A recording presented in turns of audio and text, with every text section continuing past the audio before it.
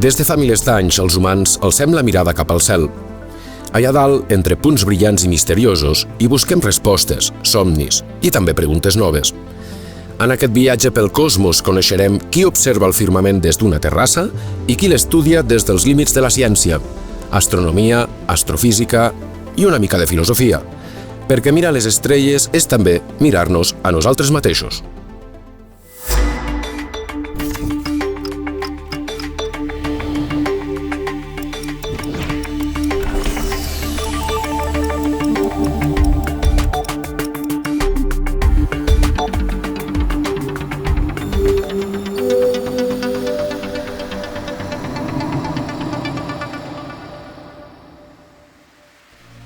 La primavera és una de les millors èpoques de l'any per observar les estrelles i prova en són els esdeveniments lligats a aquest tipus d'observacions. Ens apropem, doncs, a l'Starlight. Volem conèixer en Joan Marc Miralles. Tenim moltes preguntes, però abans de tot, volem saber com un aparell com el telescopi ens permet captar imatges a distàncies inconcebibles. El telescopi el que és un instrument que agafa els fotons, agafa la llum que ve dels estels. Per això els necessitem tan grans, perquè quan més grans són, més llum ve d'aquests estels que estan molt distants, i no només estels, galàxies que estan molt i molt llunyanes. Ens arriba molt poca llum, i doncs quan més grans són, més llum recollim d'aquests objectes. I aquests objectes, aquesta llum arriba a uns miralls, està rebotada en diversos miralls, i arriba finalment a un detector que, a més de detectar aquests fotons, potser en detecta un o en detecta dos, venint de l'objecte que volem observar, els amplifica la senyal, i doncs els podem veure, els podem observar, una cosa que no podríem fer amb l'ull humà. Avui en dia els telescopis que tenim són milers de milions de vegades més potents que qualsevol ull humà. L'Alexander és un apassionat de l'astrofotografia. Des de ben petit ja sentia fascinació pels estels. Cada nit, des de Juberri, observa el cosmos amb atenció i paciència. Tinc una passió d'astronomia, és a dir, tot el que està fora de la nostra Terra m'interessa, amb l'ONU, però també amb equips, i sobretot per fer fotos d'astres de totes maneres, però sobretot els astres amb molt poca llum. Per què? És que finalment per publicar també, per mostrar a altres el que és visible des de la Terra, quan no miris a baix, cap al diari, la política, etc., però quan miris a dalt, on hi ha els estels, la lluna, els planetes, el sol, evidentment. Això crec que per mi és un driver, en anglès, és una atracció per fer aquesta passió. Un cop fetes les presentacions, entrem en matèria. Parlar del cosmos no és fàcil. L'univers és realment infinit? Com es comporta el temps? Per què observar un estel o galàxies distants és com fer un viatge al passat? Això és perquè la llum tarda un temps per arribar. La llum té una velocitat finita, 300.000 km per segon, i doncs els objectes que emeten aquesta llum tarda fins a arribar fins a nosaltres. Doncs estem observant la llum com era en un moment que es va emetre. Que ha tardat molts i molts anys, l'univers és molt i molt gran, doncs els veiem com era fa milions i milions d'anys.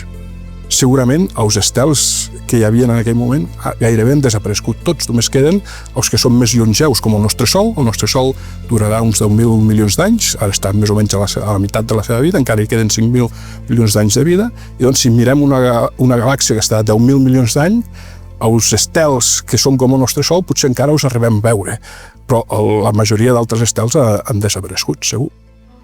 Volem, doncs, viure l'experiència de viatjar al passat, així que és hora d'observar el cel. L'Alexander comença a preparar el telescopi i creuem els dits, a veure si tenim sort i cacem alguna galàxia. Perquè un cometa ja seria demanar molt. El que sí trobo molt interessant són els cometes, perquè els cometes molt sovint ens visiten i marxen per sempre. O tu saps que l'has d'esperar 80.000 anys abans que torni. No tinc aquesta paciència, saps? Planetari m'agrada, però el que realment té la meva preferència, a part dels cometes, són les galàxies, perquè aquí estàs mirant realment en el passat, és molt lluny perquè la llum agafa tant temps per arribar aquí. I també objectes dintre la nostra Via Lactia, la nostra galàxia, que són els clústers globulars, per exemple, o nebuloses de gasos, fosc i il·luminat. Nebuloses, forats negres, galàxies que contenen milions d'estels i de planetes, se'ns fa impossible no deixar córrer la imaginació. Creuen els nostres protagonistes que estem sols a l'univers? Jo estic segur que la vida s'ha pogut desenvolupar en d'altres llocs que a la Terra. Només per una qüestió de pura probabilitat, amb els centenars de milers de milions d'estels que hi ha a la nostra galàxia i els centenars de milers de milions de galàxies, que no sabem quantes, que hi ha en el nostre univers, i també que el nostre univers fa 13.800 milions d'anys que existeix. Però segurament he vist que hi ha exoplanetes i planetes gairebé al voltant de cada estel, fins i tot amb estels que semblen molt difícil que hi puguin haver planetes, hi ha planetes, doncs és gairebé impossible que la vida no s'hagi desenvolupat en d'altres llocs. Ara, vida com la nostra, vida més que la nostra, més intel·ligent, això ja no ho podem dir. Mira, tu dius estem sols a l'univers. Això causaria un nit sense dormir, perquè no seria lògic, no? Hi ha un problema. Mai hem trobat realment, amb seguretat, un senyal ràdio que podria ser visible o remarcable d'una altra civilització. I aquí entres en un paradigma de Fermi. Fermi que l'ha dit perfecte, que hi ha tantes formes de vida en l'univers, però on són aquestes? Perquè no hem trobat res. Vivim amb els ulls clavats a la terra, preocupats pel dia a dia, pel soroll i la pressa. Però de tant en tant cal aixecar la mirada. El cel ens recorda com n'és de gran l'univers i com n'és de petit tot allò que ens inquieta. Potser, si miréssim més les estrelles, viuríem amb una mica més de calma i també de perspectiva. Els homes prehistòrics ja miraven al cel. Hem trobat en cavernes pintures del cel, dels estels, de cometes. És una curiositat que és innata en l'home i perdre-la seria terrible.